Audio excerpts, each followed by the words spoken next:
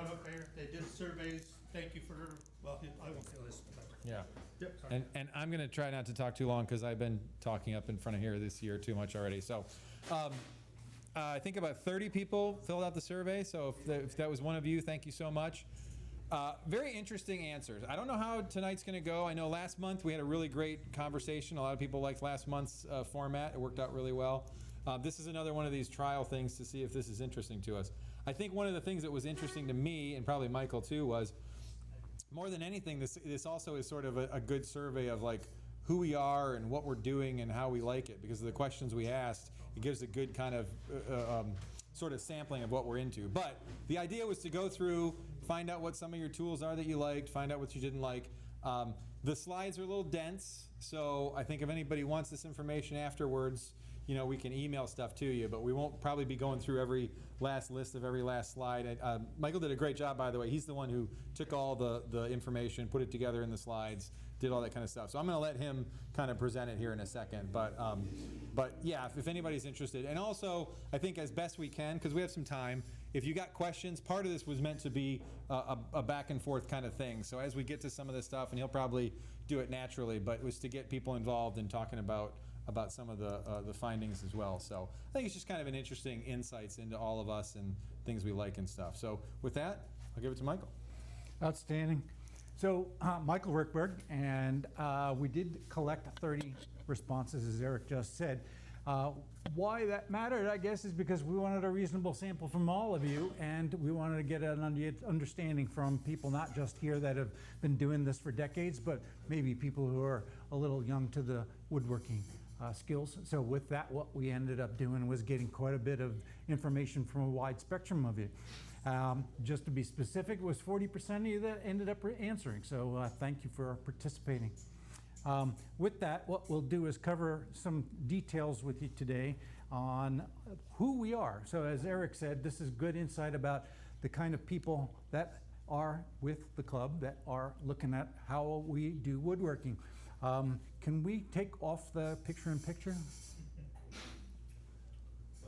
There you go. Excellent. So you can see there's quite a bit of experience in this group of folks. And with that too, you can see that we're all generally pretty serious about our woodworking, what should I call it, addictions to, but there's some here that are professionals and do this more for a living, or at least part of their living, as you've shared with us on your guitar making. So there are not probably too many surprises in looking at the small projects and furniture as the top categories that you see here. This was a pick as many answers as were appropriate, so there are overlaps, and people are obviously involved in more than one thing. The part of this you'll probably notice is that you're probably going to need a budget. There's a considerable amount of money that some of these pieces of equipment take, and you're going to see a little bit more of that as we go through this, but you can see what we have here. Pardon me for it not being in numeric order here, but yeah, you can see that there's quite a bit of money being spent, at least over $1,000 or so. It wasn't clear whether that was per year or per year old. Yeah, right. Yeah, this wasn't a perfect survey. I know the one question everybody's going to have on is like we asked about what type of tool, cordless tool you had, and there was no way I could figure out how to get a line in there that said name the system. So anyway. Yeah. So anyway, yes, this definitely could be a per year answer. At least it has been for me in some cases. So also, I think this was probably pretty interesting. If we looked at what people said that they have already, you can see that we had numbers here close to 80% all across the board on this stuff. And these are not inexpensive tools in many cases.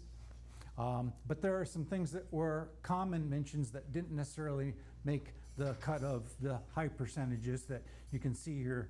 I guess lathes being a higher number than maybe I would have thought was interesting. Biscuit joiner, I was surprised to see so many of those being on here, especially in more modern domino days, I'll say. But you see that made the list of things here too. And maybe not surprising is the number of people that are gonna say, I'm invested in 3D printers, 3D cutting machines, and some of the more specialized equipment that you don't have to have, right? So you don't have to have a wet wheel sharpening system to be effective at sharpening your chisels. So these are some things that maybe as you get through the I gotta have to the I'd like to have, that these are some of the things that you might accumulate. And does anybody do joinery on the radial arm saw where they turn it sideways and run the boards through? Goodness. Anybody? Yeah, good. So these are some of the wants. So as people are looking at this, you probably are, maybe at least some of you, looking at this and going, yeah, I really would like to have something on this list that you don't have. Domino, not a surprise to see that one on here. And it's okay to say you want something, but you don't have to say I can afford to do it. So a CNC cutting machine might be on your I'd like to have that, but we may have to wait. So this was the question that Eric was just alluding to a second ago. So it is showing that many of us have some mixture of power battery tools, cordless battery operated tools. I wasn't surprised to see the mixture. I personally have at least 2 varieties of battery platforms. I've been reluctant to change what they are, but anything here as far as maybe preference for Milwaukee? One? DeWalt? Okay. Other? Like Makita. Makita, okay. So, and Fez tool is a more modern yeah. option? They're pretty new. No? So this was one of my questions, because coming from the job where I kind of used to work in the industry, you really were forced into one, because you had a bunch of tools and they were at a shop and you needed to use them. Do most people have the more than one style because they were looking for a specific tool and that tool was like the better tool, so you were okay with getting another battery set up? Or did it just evolve naturally? Does anybody have a comment on that? The problem is when, one battery dies, it's cheaper to buy a kit than or about the same cost to buy a battery. Okay. So All right. when they have the sale, the packages, so that's why Right. I have a couple of different brands, because maybe Milwaukee had a nice deal on this, my Makita battery had hit the dust. Especially Christmas time, right? Yeah, there's always good deals at You know, Christmas. It's cheaper. One of the things, and I'm gonna probably catch some grief on this, on the brand, Harbor Freight, Yeah. is selling 2 different brands, and they're not cheap tools. They're halfway decent quality tools. Mhm. That's the Bauer brand and the Hercules. Hercules brand. Mhm. And the Hercules brand, there's a little difference in quality of them. The Bauer is a little bit lower quality. The Hercules, I believe, would almost be good enough to go to a professional shop. And first of all, the tools the Hercules brand has a 5-year warranty on the tools. And a 3-year warranty on the battery. Yeah, something that Harbor Freight picked up from Sears was they're the new walk in and trade out the tool like Sears was. They're really marketing that heavy. And I've got both. I go with the Bauer most of the time because of my age. But they are heavy built tools. They'll take dropping. I mean, so if you're looking for the economy, and their batteries are not overly priced. I mean, and they've got 8 and 10 amp hour batteries that you can put on some of these tools. And that's true, actually. In the shop I used to run, we threw some Hercules in one of the spots that gets a lot of epoxy, and they took a beating. But I guess another one of my questions is, nowadays, I think it's pretty common for somebody who's young and getting into this to pretty much have like a completely cordless shop. Like, they don't have a corded jigsaw or a corded whatever. Do most people still have a corded tool when it comes to the power hand tools? Yeah, and I think that's just when we bought them and when we've used them. But I have found myself, like, I don't know the last time I picked up my corded jigsaw, because I have a cordless jigsaw that's strong enough now to compete with it. I think there's a kind of a change coming in a lot of that. But why? If you've got a shop, you've got access to power. Yep. If you've got nice tools, like, let's say Festool, not to be busting on Festool, cause I've spent way too much money on Festool. A Domino. They're coming out now and they're touting the Domino with the battery. Best thing since sliced bread. You can't use a Domino without a dust extractor. Right. Because it just gets clogged up. Right. Same thing with a track saw. Cordless track saws, but you still gotta plug a vacuum Yes, into them. so, guess what? Both of my Festool dust extractors have plugs on them, where the cord comes out for the. Right. So why would I not plug it in there and add all that extra weight to the tool for the battery to be hanging on it, when I can plug the tool in to the dust collector, and it accomplishes everything that I want? Yeah, and I think the other thing for young people out there, for not young, but people getting started in this, is there's a lot of value right now in somebody's got a really nice Porter cable jigsaw that's corded, but it's a really nice tool, but they want to get rid of it for $20 because they want a cordless one or whatever. So if you're looking for stuff, that's another great thing. Well, kind of to add to what you're saying, to that problem of tripping breakers, right? You're not gonna trip a breaker with a battery and a dust collector, where the shop might not be wired for Right, power yep, rating, so. yeah, and if you don't have that full shop and everything's always plugged in, Rob, So, all my work, when I did construction, we had to have power cords, and the tools I bought then were top quality. So, they just came with about 4 foot or 6 foot cords, so most of my, like DeWalt, the cord always, that's where it's gonna break. I wire an extension cord into it, and I've got a 25 foot cord, and I still use the same things, I've had it for 25 years. yeah, Yeah. Well, I'm not gonna Yeah. replace it until it's flat out dead. yeah, yeah. Yeah, I've made the Mike? transition after having something that I don't want anymore go, in which case then it may make some sense. So, but sometimes you get forced into it. I just bought a jigsaw, Festool, no longer makes one that you can plug in. I was perfectly fine and I was looking for that. Can't get them anymore. I just bought a $500 Festool sander. Mm, I bought the one that plugs in, because Gotta have a hose on it. Yeah, why do I wanna add the battery weight to it? And I'm Mhm. gonna hook it up to dust collection anyway, yeah, so I- what's the point? yeah. I agree, like for some tools like a sander or a big router, having it plugged in because you're gonna be using it for a long time. But like my track saw is cordless, I still have a dust extractor hooked up to it when I'm in the garage.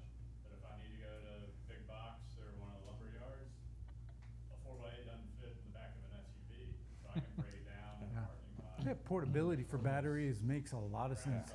Drills, et cetera. Yeah, and I think there's also there's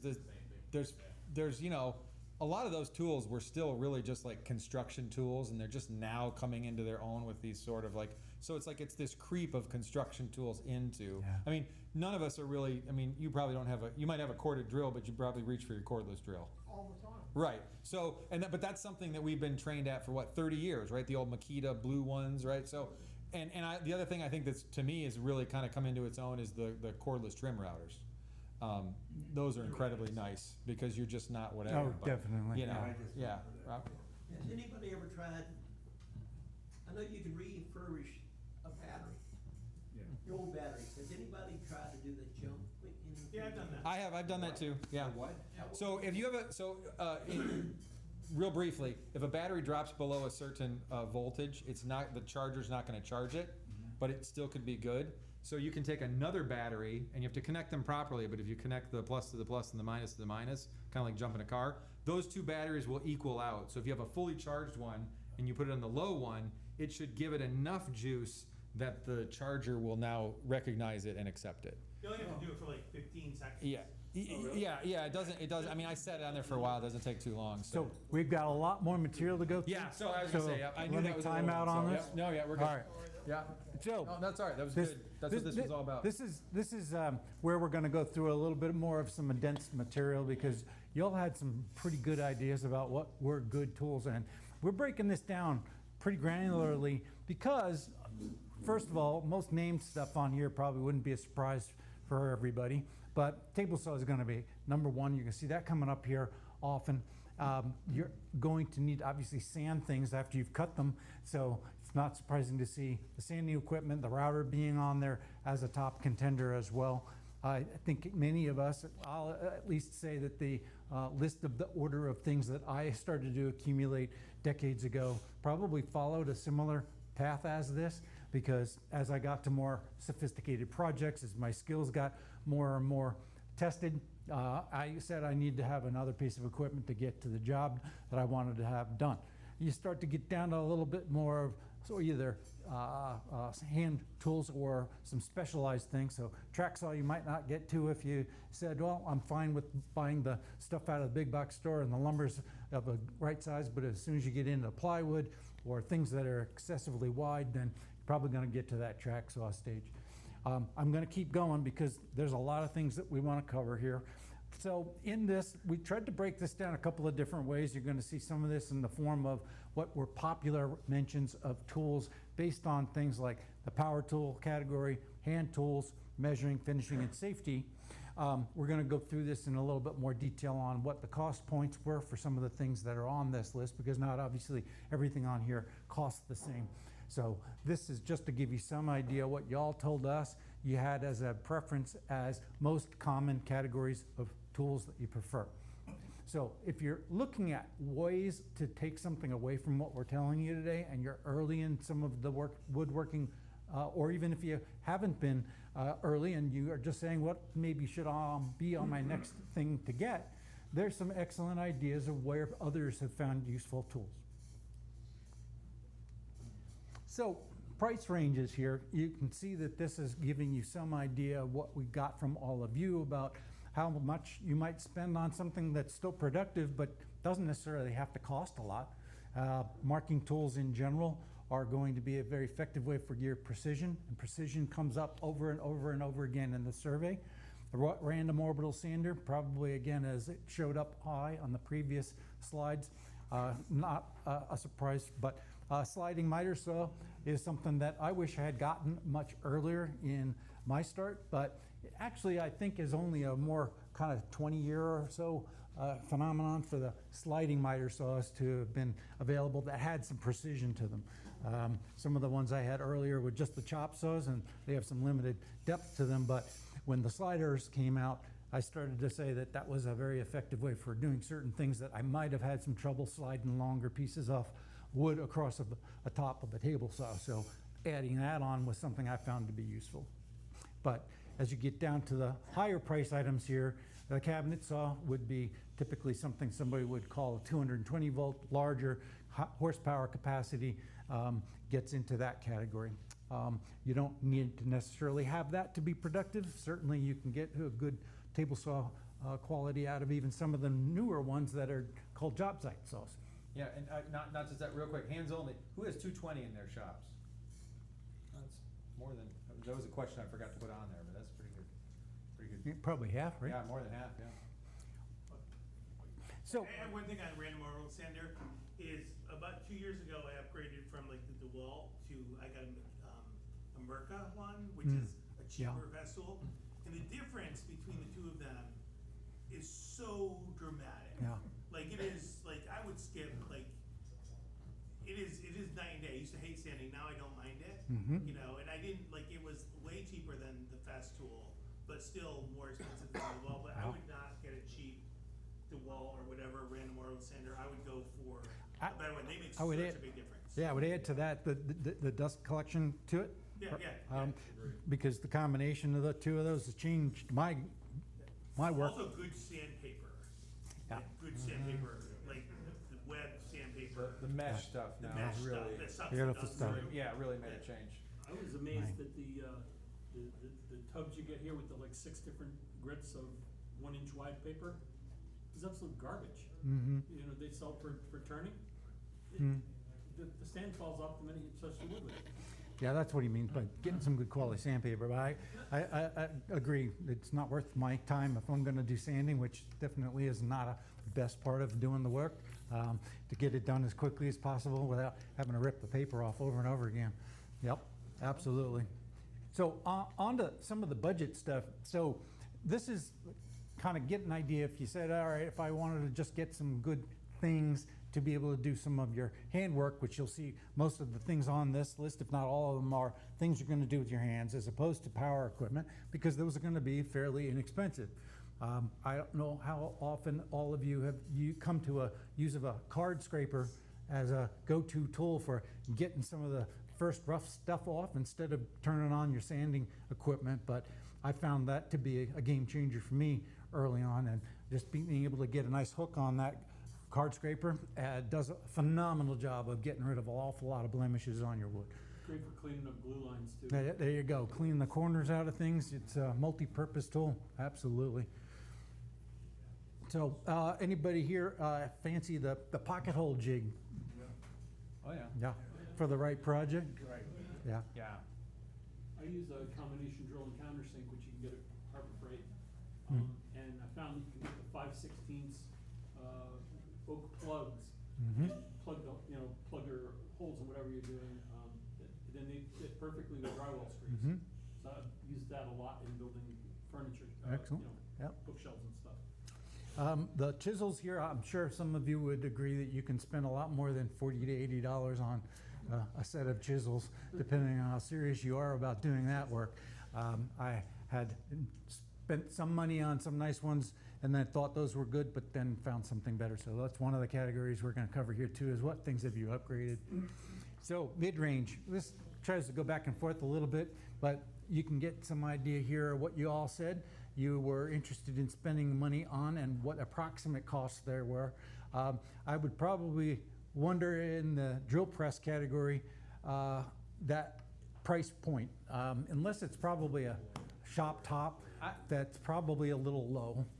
Yeah, yeah, I think a benchtop drill press for a lot of woodworkers is a pretty good buy, actually. Mhm. You know, I have a floor one that I got inherited from somebody. I've never cranked that thing down. No, more than and I like- think I would change it. And if you're just Yeah. looking to have that precise square drill, I think that's a good, one of those good tools that you don't need to spend, a fortune on. Yeah. Just bought a bench top from right here, Yep. $720.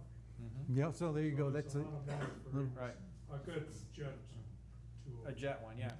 Sean? I have one that when you crank down on the handle, the quill descends, Mhm. and that allows you to buy a commercial off the shelf for like $90.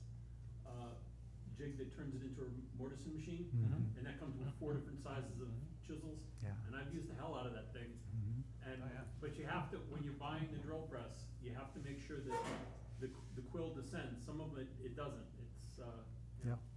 you have to think about what your accessories are when you buy the tool. Yeah, I agree with you. Yeah, any of you guys that saw my shop tour, I have a cabinet that I made that slides over the base, and it comes within, I guess, probably 8 to 10 inches of the bottom of the current level I typically use it at.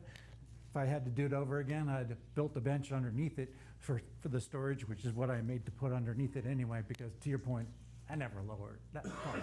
So, yeah, maybe if you're looking, there's. One of the issues with I bought a Delta drill press from here 10 or 12 years ago, and had I known that it didn't have a Morse taper in it, I'd have never bought the damn thing.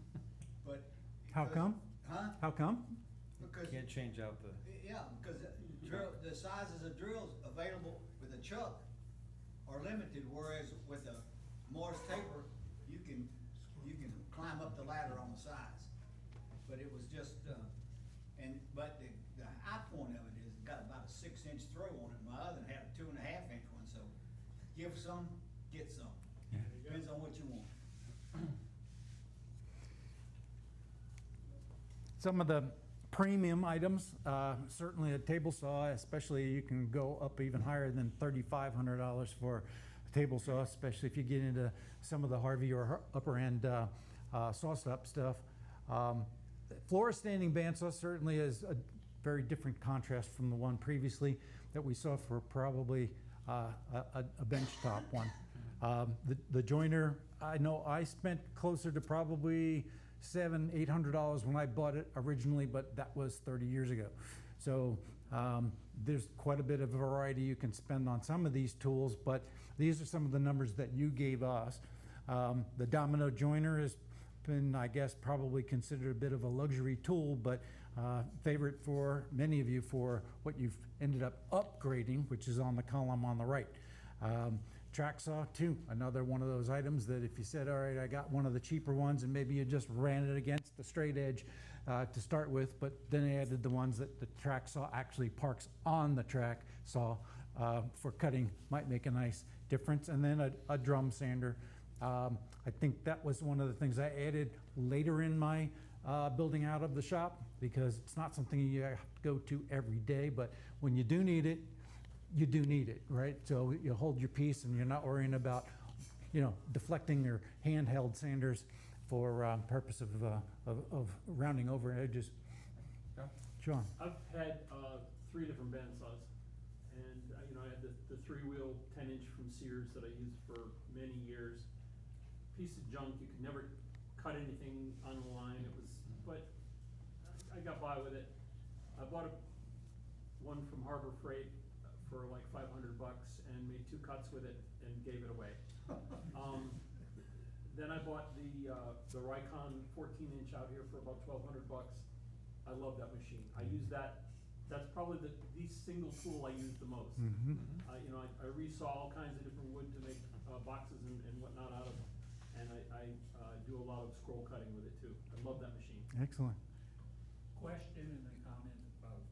How many of you, when you get ready to cut up a 4x8 sheet of plywood at home, everybody disappears?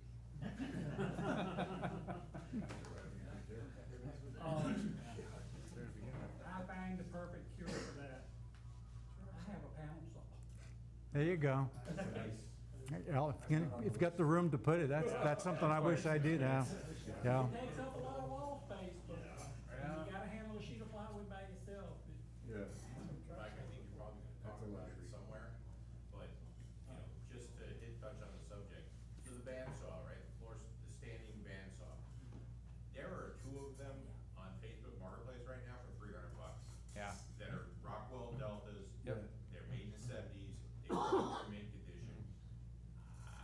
I'm like addicted to buying and fixing the old ones. Mm. And I'll tell you, $300, and you learn how to fix them up, adjust them, they sing, and you can find them cheaper, but all of these tools you can find like that. Yeah. I upgraded my bandsaw, fortunately only once, because I decided I needed the bigger resawing, and I wanted something that was gonna be accurate. Ended up having a nice Delta that served me fine for a 14-inch version, and ended up going to a Jet 15-inch because that thing is very, very, very solid, very accurate, and very pleased with it. It's got a fence that you can actually cut straight on. Any other comments on this before? Any other words of wisdom from the wealth of our audience here on this? Talking about bandsaws, I got a 18-inch Jet, from here, I'd say 15, 20 years ago. And then about 4 years ago, I upgraded to the Carter bearings on it. Yeah. What a difference. What? The Carter? Carter bearings. Yeah. And it made such a big difference on any of the cuts. And, it's just fantastic. And with an 18-inch, you get a lot of resaw on it. Have I used it for resaw? Just about 6 or 8 inches. You gotta learn how to kind of push it the right way, because you can bog it down no matter what. Excellent. When you say bearings, are you talking the wheel bearings, or are you talking about the guide bearings? Guide bearing. Guide bearings. It's a kit for top and bottom. There's a kit. It's a kit for It up- really. upper and lower. Talking about cutting off a piece of plywood with you, people vanishing. I tried to talk them out of the sliding attachment they have on that saw out here. They would never come off the 1200 they wanted for it. So originally had one for $750, and I got that, and I'll tell you what, that has been a lifesaver, and it's worth it. But it's, of course, the one they had out here, it's super nice, but mine is okay. I mean, it certainly does a cheap trick. Greg, you had something real quick? Like what, Dennis just said about the bandsaws, my first bandsaw was a Power Mac 14-inch, and within a year, I replaced the, rack and pinion gears for detensioning and tensioning the blade at least 3 or 4 times, and it was under warranty every time. And finally, after the last time I got tired of it, I got rid of it, I sold it, and I bought a, Laguna, and I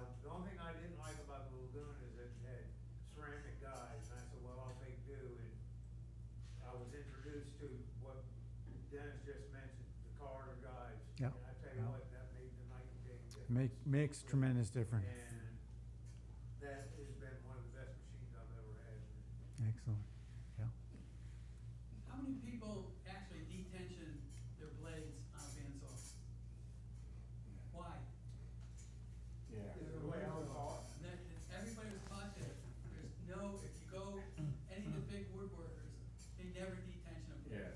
They keep it under tension the whole time, Yeah, because but- every time you detension it, you weaken up the well.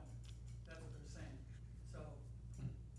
I think the difference too is, If, if you're a pro shop, you're running it every day. Some of us might be running that bandsaw once every 4 weeks, Yeah, so, you yeah. know. I run mine You run yours every day, not right? every day, no, I run mine about every 4 months.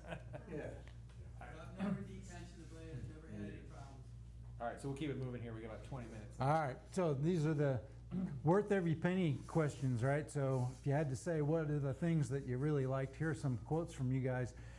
Precision has come up over and over again in this, but I think that would be one of the most aggravating things for me, and that is if you're using a tool, the tool doesn't do what it's supposed to do from an accuracy perspective, and you're having to start over again, or you're wasting material, then you're certainly going to get very frustrated with this hobby.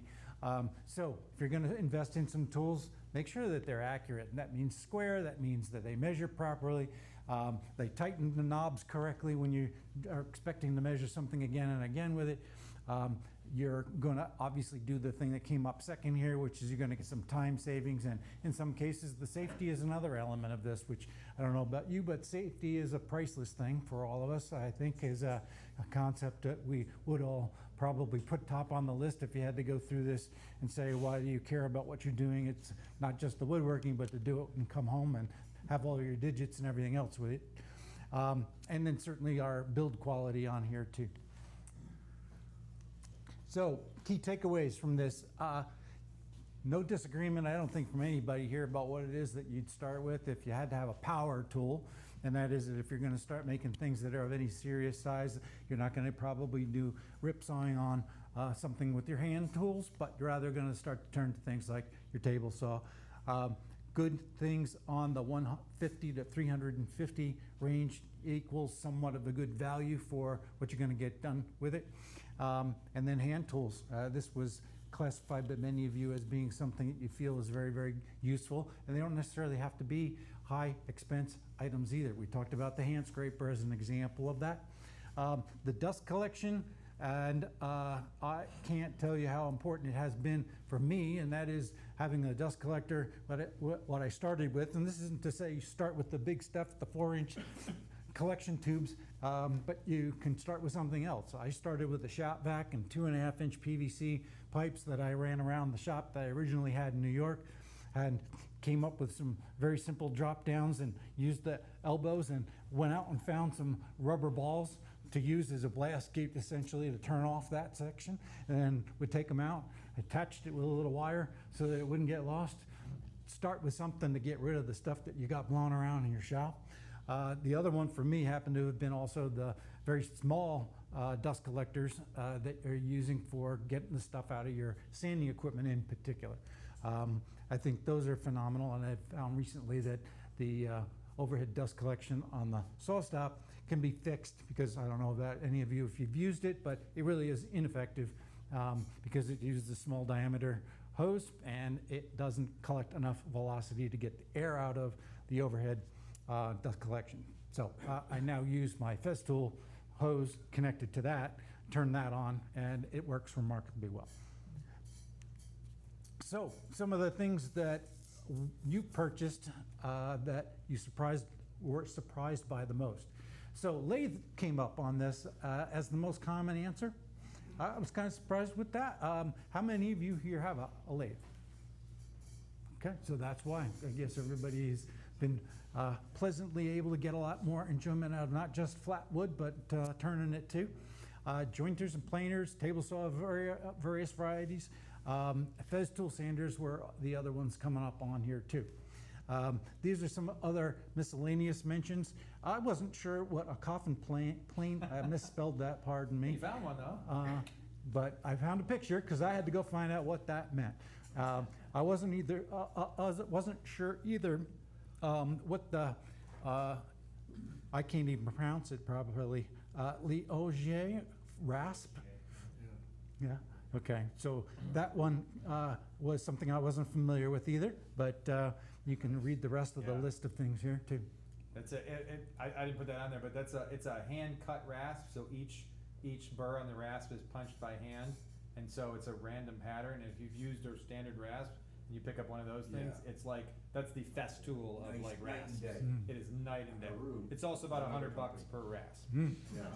I got one on sale here, and like, I like using the rasp in general. I started with a Harbor Freight set for like $11, and it broke on me eventually. And I watched a bunch of videos, and I was like, man, I could go like Narex or Yeah. a couple other Yep. mid-range ones, but I saved up, and I'm glad that I did, man. It is like using a lightsaber. It's incredible. Well, and for gun stocks, you probably use that quite a bit. Yeah, and then Yeah. you follow it up with card scrapers and Yeah. Mhm. lighter Yep. stuff, take some of those marks out. Yeah. Cool. I picked up a set of Kutzall versions, probably a little bit different, not quite so random, but that does a great job. I bought the coarse ones and the fine ones. It works very well. Something about that handmade thing. Make the little points by hand. Yeah.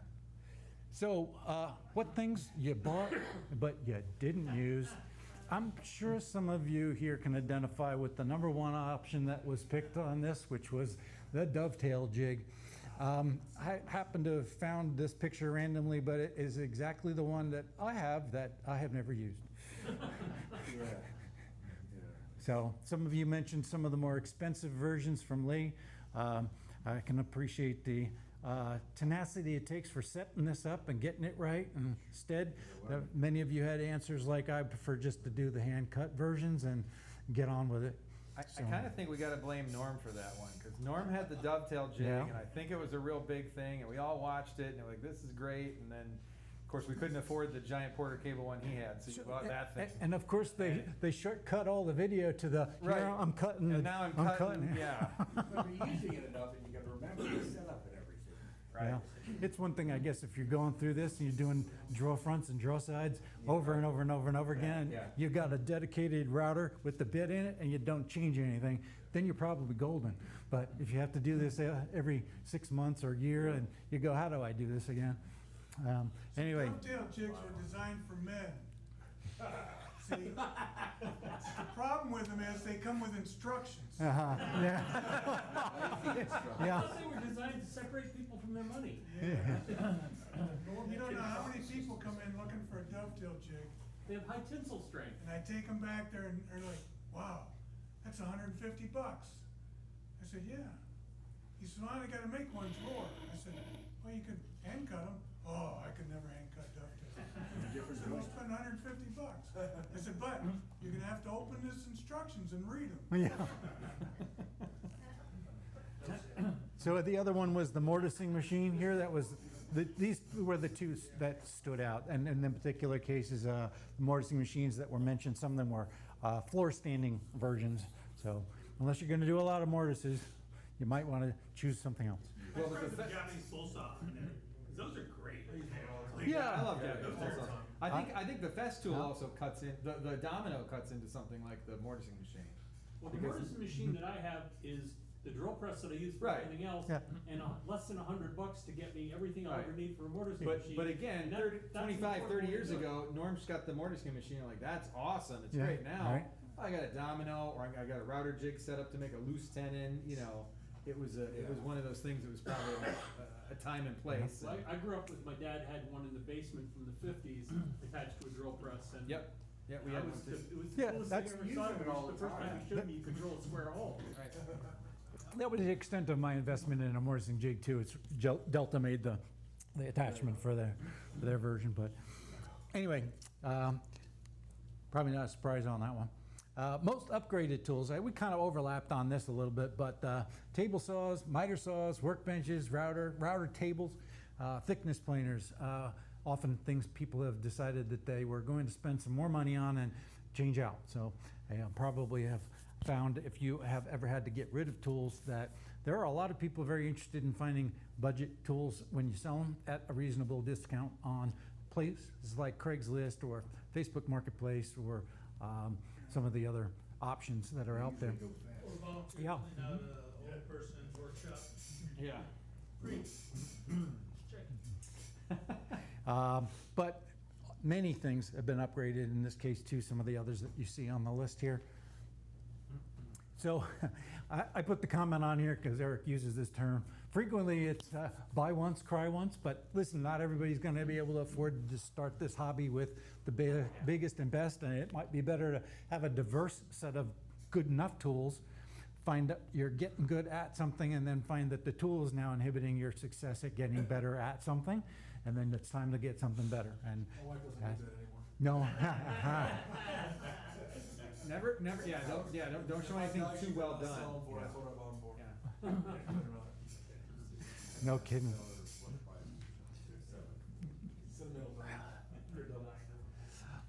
The one tool recommended, and what would you tell your younger self? So you all provided some quotes I'll let you read here, but I'll underscore the one here about the health reasons. I sent out an article that got forwarded by Chris about some of the things that this gentleman was giving an overview of, and that is the accumulation that your body has of the dust that you're taking in. And you go through this after years and years and years and go, no problem, don't have a problem. He was just highlighting that as you get more and more of this into your system, you may get to the point where your body's had enough, and after that, you won't be able to tolerate it at all. It's not a steady climb. It's binary. It becomes that it's either toxic or you just can't deal with it anymore. It is, sawdust, especially from plywoods, is a source for bone marrow cancer. Well, you think about what it takes to glue plywood together. The MDF was another one that was highlighted as extremely bad because it's made with a lot of chemicals, not just wood, right? They were highlighting that if it's a wood that is rot resistant, and then you can think of it, obviously pressure treated wood would be the worst in that spectrum, but if it's rot resistant, it has a tendency to have a higher degree of some toxicity if you're not doing something with a dust mask or dust collection and dust mask, etc. So anyway, just wanted to highlight that one for you. The quality table saw, we covered that one pretty well, but in this case too, the measurement tools were coming up again and again. Precision, that's what this is about, getting down to very small decimals. I won't read all of these to you, but these are some of the things all of you had to share with the rest of us. And if you were passing on the presentation, which we are gladly able to share with everybody, and you wanted some advice for maybe people you're mentoring, younger people that you might be helping out, what kinds of things might they want to know about woodworking and how to get it right?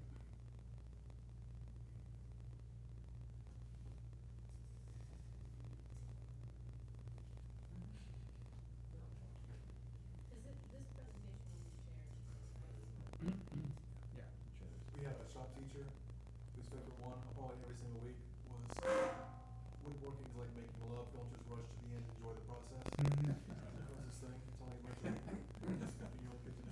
was gonna say 16-year-olds. Enjoy the process, take your time.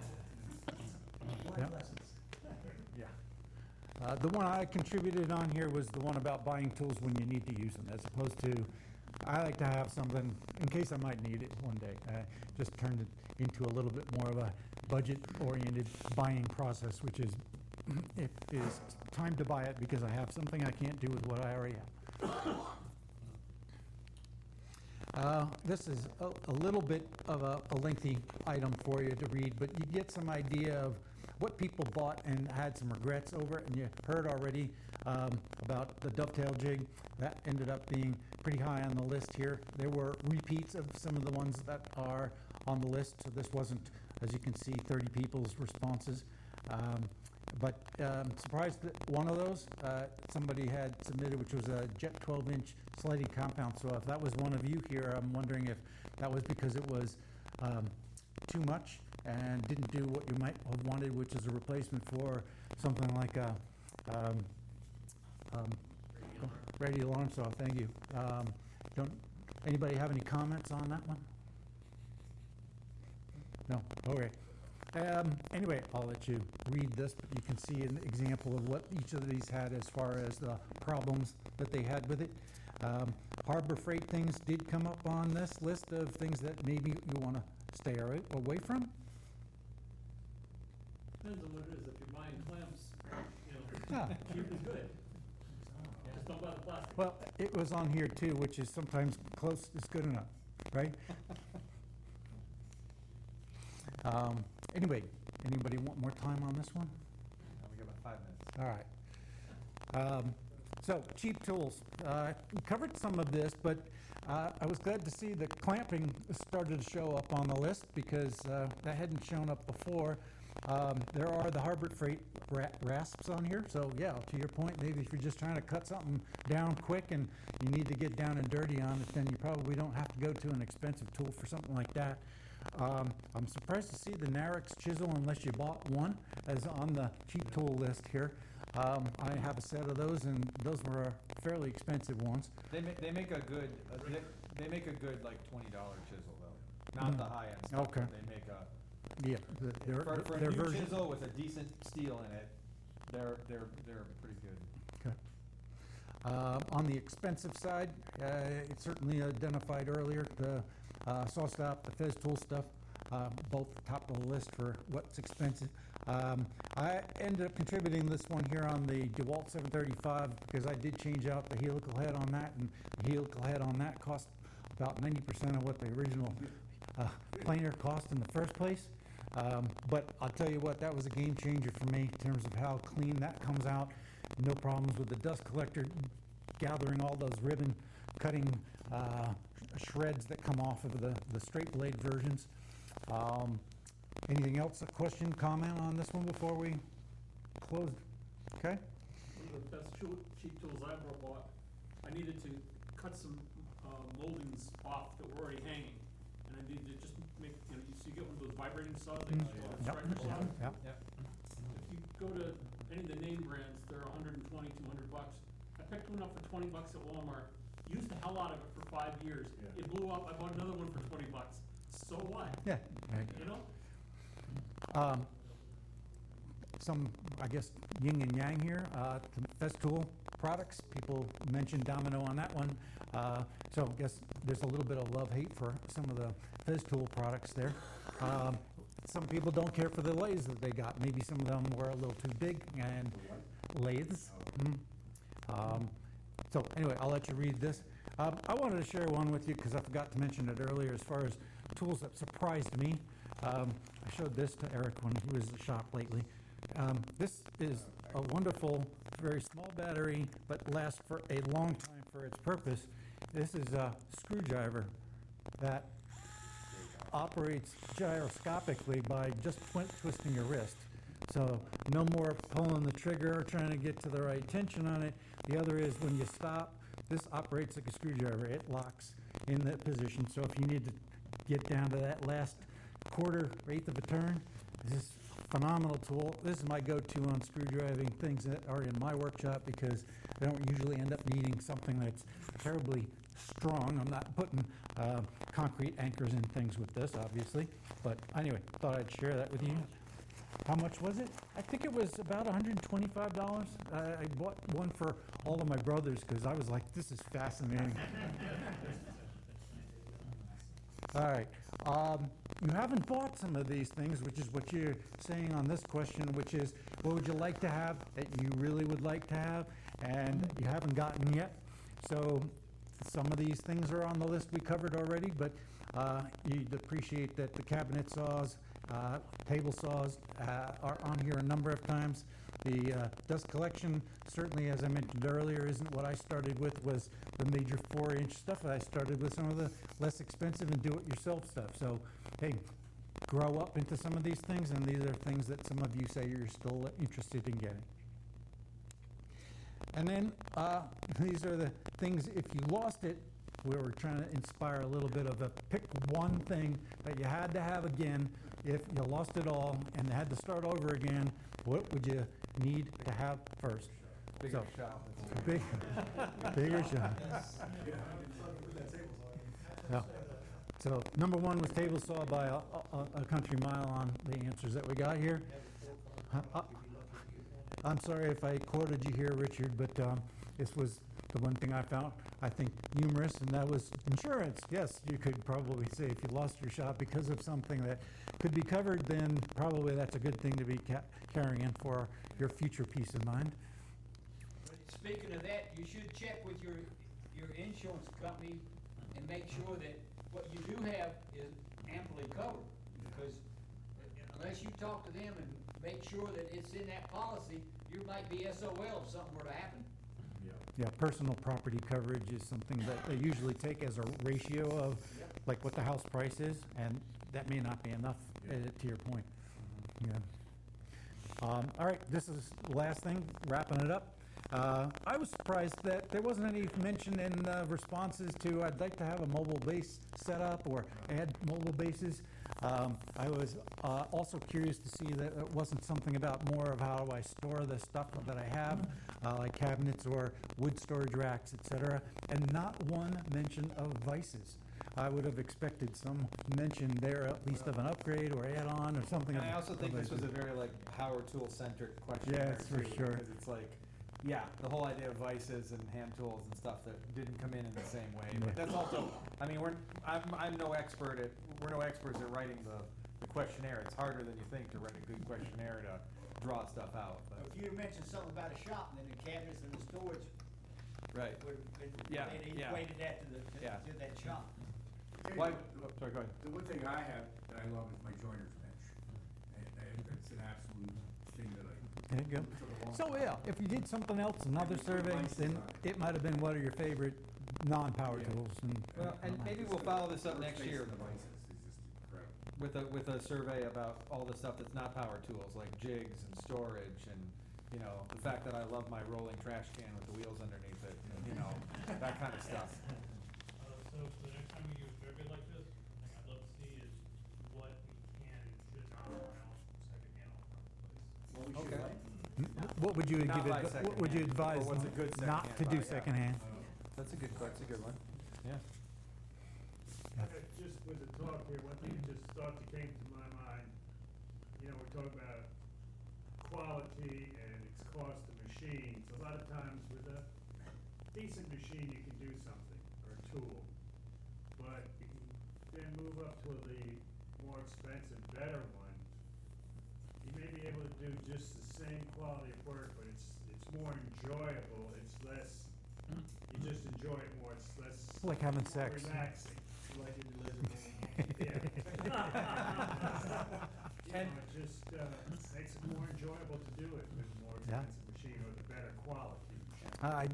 I couldn't agree with you more. I get much less aggravated after having upgraded some of the pieces of equipment. And to give you the friendly counterpoint to that, I think you can do amazing things with hand tools only, with very, you know, low-end tools. If you were a hand tool woodworker, the one power tool you probably want is a bandsaw, not a table saw, because it'll do more for you and ripping and everything like that. So, yeah, I think a couple more of these over the next year or so to kind of pull some different categories out. So, Jim Francis could probably explain a lot of, you know, people were building incredible furniture and incredible everything for 1,000 years or several thousand years before the first power saw ever existed. Absolutely. I mean, just take a look at the pyramids. They didn't have any power or anything. although a lot of those colonial guys could buy their lumber in thicknesses and boards and stuff, so they didn't have to make that board from scratch. Right. So they didn't need that planer because they already could buy it from somebody in all the different thicknesses. But so we do have to was- wrap it up. Yep, and was this useful? I mean, Yeah. is this Everybody like good this? use of Yeah, good. Good. All right, so you want to read the drawing winner? Oh yeah, so real quick, we're gonna do a raffle in a second here too for stuff, but there was a, so we took all the names who did this, and I put it into the little Google, number generator, give everybody a number. So, get my safety glasses on here. So, Greg Carlin, are you here tonight? Is Greg here? I'm on the Great. Zoom link. Oh, you're on the Zoom link. All right, well, congratulations, I've got a $35 gift card for you. All right. Next time. Woohoo! And we are going to do a couple door prizes tonight. I know it's a little weird because everybody grabbed a bunch of free stuff, but we do have some hats and stuff. So I'm going to go set it up real quick here, and in about a minute and a half, we'll draw them. Oh, yeah, absolutely. I saw that. That was great. What's that? I see what Chris wanted to do there. Oh, I'm getting that. How long? Oh, and my brother and brother-in-law's gonna get it too.